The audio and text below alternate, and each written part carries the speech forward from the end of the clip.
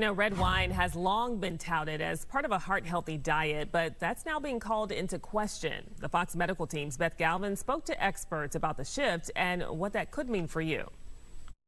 We've long been told that red wine is good for our hearts, but some experts are now questioning that assumption, citing studies that show that no amount of alcohol is safe. So we talked to a researcher looking at red wine and the role that it plays in the Mediterranean diet.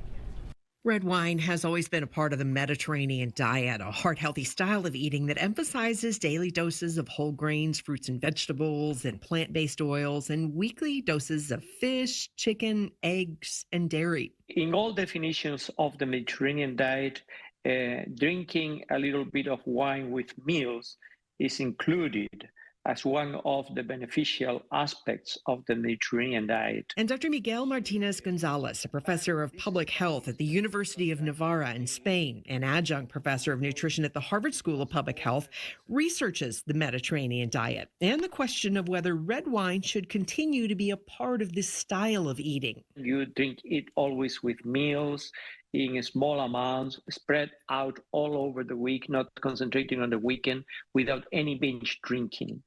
This is important. One study he was part of found that a Mediterranean diet that included alcohol reduced the risk of cardiovascular disease by about 30% compared to a low-fat diet that didn't emphasize alcohol.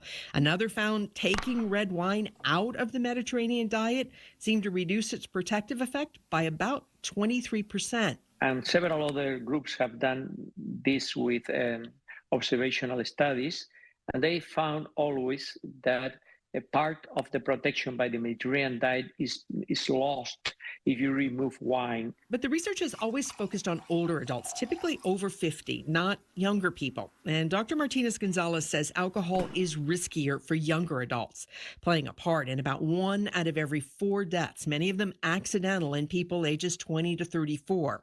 So he says when we talk about any possible benefits of consuming wine. But I am speaking of older people, not people younger than 35. My piece of advice for people younger than 35 is not consuming alcohol at all, even red wine. And Spanish researchers are now gearing up for the biggest study ever to look at the effects of alcohol on the heart, hoping to enroll 10,000 volunteers.